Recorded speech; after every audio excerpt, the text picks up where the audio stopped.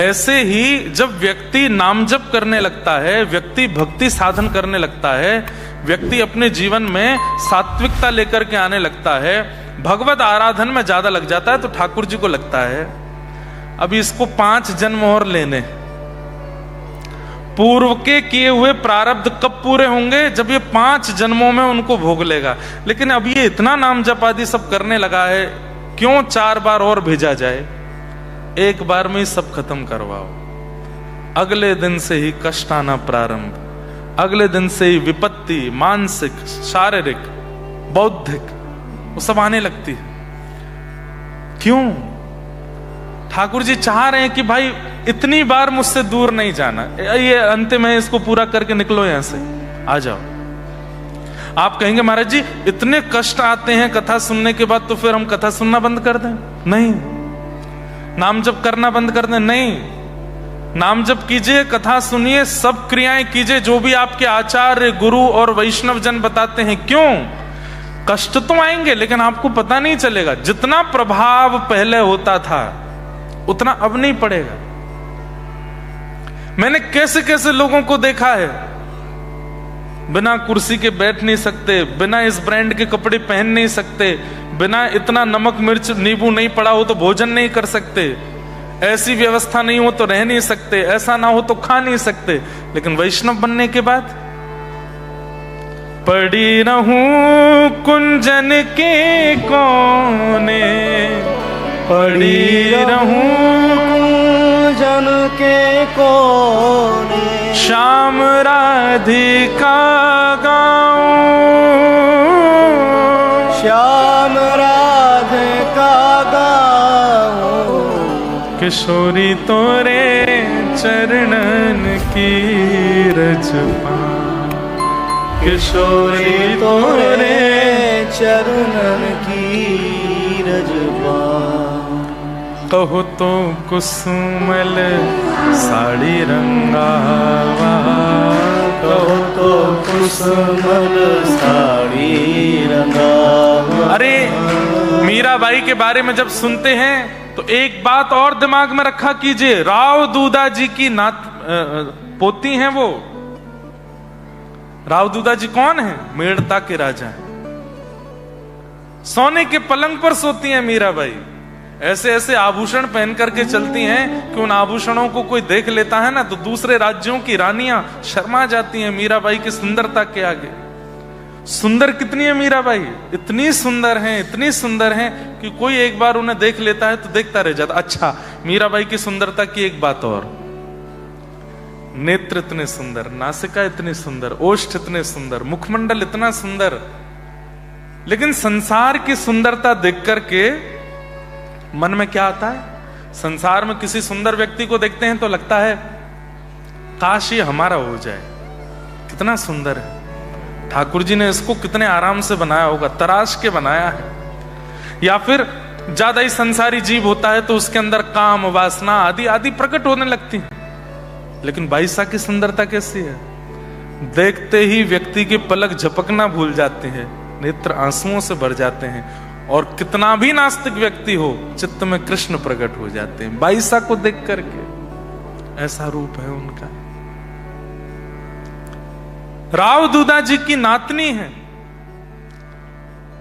बड़े घर की है, लेकिन जिन भेषा मेरो सांवरो रीछ, जिन भेषा मेरो सांवरो रीछ, जिन भेषा मेरो गिरधर रीछ, जिन भेषा मेरो गिरधर रीछ, मैं सोही भेष धरूंगी हो, मैं तो सोही भेष धरूंगी ओ मैं तो सोही भेष धरूंगी हो, मैं तो सोही भेष धरूंगी। अरे हाँ मैं बैरागन ओ मैं बैराग हूँगी।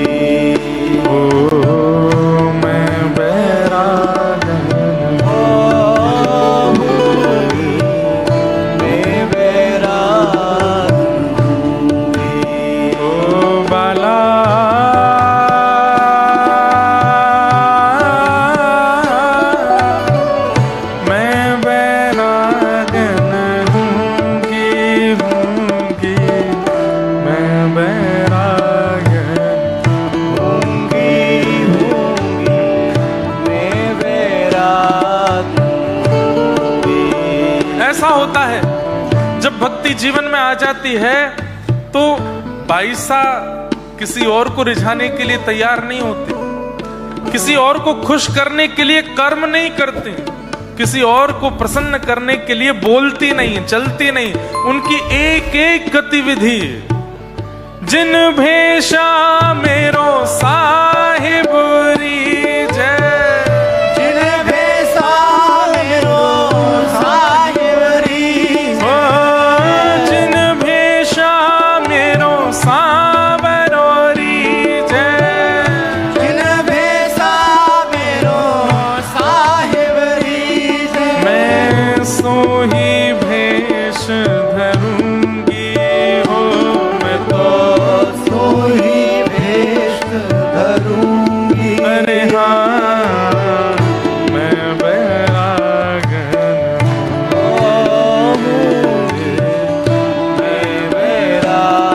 हमारे ऑस्ट्रेलिया में मेलबर्न में भी बहुत सारे वैष्णव तिलक स्वरूप लगा के आते हैं। इनको देख के क्या लगता है आपको? अरे ये उन वाले महाराज जी के शिष्य हैं, ये उन वाले महाराज जी के चरणाश्रित हैं, ये व्यास जी के शिष्य हैं, आदि आदि। नहीं, किसी के सिंदूर को देख के आप उसके पति का नाम नहीं लेते कि उनकी पत्नी है। आप बस सिंदूर देख के समझ जाते हो कि ब्याई ठ्याई है, सौभाग्यवती है। ऐसे ही किसी के माथे पर उर्द पुंड देख करके समझ जाए करो गोपाल जी के हो गए हैं, ब्याहे ठ्याए हैं। सूने माथे वाले बुरा नहीं मानना, जिनके माथे पर कोई तिलक नहीं वो बुरा नहीं मानना, लेकिन हाँ बहुत बूढ़े हो जाओगे, युवावस्था में ही ब्याह कर लीजिए गोपाल जी से, हो जाइए चरणाश्रित और अपने इस ललाट को सौभाग्य दीजिए, रज स्थापित होने का, कुमकुम स्थापित होने का, ठाकुर जी के चिन्ह स्थापित होने का। के बाद भक्ति पथ पर आने के बाद में व्यक्ति को भले ही उसके जीवन में पीड़ाएं बढ़ सकती हैं, भले ही उसके जीवन में चैलेंजेस बहुत बढ़ सकते हैं, लेकिन भक्ति इतना बल दे देती है कि वो सबसे जूझने को तैयार हो जाता है। संसारी व्यक्ति दाल में नमक नहीं है ये चिंता भी सहन नहीं कर पाता। संसारी व्यक्ति को रोटी पक्की नहीं है, दाल में नमक नहीं है, रात में बेड कंफर्टेबल नहीं है, पत्नी अनुकूल नहीं है, पति अनुकूल नहीं है, ये सब चीजें भी संसारी व्यक्ति सहन नहीं कर पाता। लेकिन वैष्णव भक्त जो होता है ना, वो बड़े से बड़े पहाड़ को भी सहन कर लेता है विपत्ति के। इसलिए हम तो केवल ये समझाना चाहते हैं, उद्देश्य केवल इतना है कि सब समझ जाओ भाई, ये जन्म अंतिम हो, ये जीवन अंतिम हो। ठाकुर जी प्रतीक्षा कर रहे हैं हमारी। हम लोग यहां अपनी मर्जी से आते हैं पृथ्वी पर। एक प्रसंग आता है श्रीमद् भागवत में कि दो पक्षी हैं, एक परमात्मा एक जीवात्मा, और जीवात्मा रूपी परमात्मा रूपी पक्षी दोनों वैकुंठ रूपी घोंसले से जब पृथ्वी की ओर देखते हैं तो जीवात्मा रूपी पक्षी परमात्मा रूपी पक्षी से कहता है कि ये कितना सुंदर है, इस पृथ्वी पर पहाड़ तो देखो, यहाँ की नदियां तो देखो, सरोवर कुंड तो देखो, यहाँ के मार्ग तो देखो, ये कितना सुंदर है। और फिर जब वो पृथ्वी देखते देखते, अरे यहाँ के लोगों को देखो, कोई किसी की माँ है, कोई किसी के पिता हैं, यहाँ पर बहन है, भाई हैं, परिवार है, ये कितना अच्छा है ना संसार। तब परमात्मा कहते हैं देखने में अच्छा लग रहा है नहीं। तब जीवात्मा कहता है मैं एक बार घूम के आ जाऊं, एक बार। ठाकुर जी कहते नहीं, तू मेरे पास ही रहे। तब जीवात्मा कहता एक बार जाऊंगा, बस आ जाऊंगा ना वापस। ठाकुर जी बोले तू नहीं आ पाएगा, ये इतना खतरनाक है संसार, इसमें घुस तो जाता है व्यक्ति, निकल नहीं पाता। निकलने के लिए मेरे नाम का ही आश्रय लेना पड़ता है। बोले मैं लूंगा ना, मैं तो आपसे बहुत प्रेम करता हूं, बस मैं देखूंगा, थोड़ी देर घूम करके फिर आपका नाम का आश्रय लेके आ जाऊंगा। ठाकुर जी बोले देख जिद मत कर, बोले एक बार जाने दो। तो ठाकुर जी कहते हैं जाओ, पर आ जाना। ठीक है। हम तब के निकले हैं वहां से, अभी तक नहीं गए। मैं आपके सामने बैठा हूं, आप मेरे सामने बैठे हो, इस बात का प्रमाण है कि हम अभी तक ठाकुर जी के पास गए नहीं। कब से घूम रहे हैं यहीं पर। बीच बीच में ठाकुर जी संदेश भेजते हैं, वृंदावन के प्रति प्रीति हो जाना, महापुरुषों की वाणी में रुचि आने लगना, कथाएं श्रवण में रुचि आना, ये सब ठाकुर जी के संदेश हैं कि तेरी प्रतीक्षा कर रहा हूं मैं, तू मुझसे वादा करके गया था कि आएगा, अभी तक नहीं आया। अच्छा, ठाकुर जी हमको 84 लाख में नहीं घुमाते, हम अपने ही कर्मों से घूमते रहते हैं। व्यवस्था ऐसी ठाकुर जी ने कर्म बंधन की बनाई है कि ठाकुर जी चाह करके भी हमको नहीं निकाल पाते। तब ठाकुर जी कहते हैं ठीक है, मैं तेरे लिए एक इजी वे कर देता हूं। क्या? तेरे सब काम तो बड़े खराब हैं, यहां पृथ्वी पे आके तेने किया तो बहुत सब बंटाधार है अपना, मेरा नाम गा लो, उससे सब सेटलमेंट होने लग जाएगा। नहीं गाते, आलस करते हैं, उसमें भी प्रमाद करते हैं, और कई जगह तो नाम गाते भी हैं लेकिन संसार के सारे विषय भी करते हैं। ठाकुर जी फिर कहीं हमारा कल्याण नहीं होता ना, इससे बड़ा कष्ट ठाकुर जी को कुछ नहीं होता कि फिर से फंस गया संसार, फिर से जन्म लेगा, फिर से घूमेगा इन्हीं चक्करों में, नहीं आ पाएगा मेरे पास।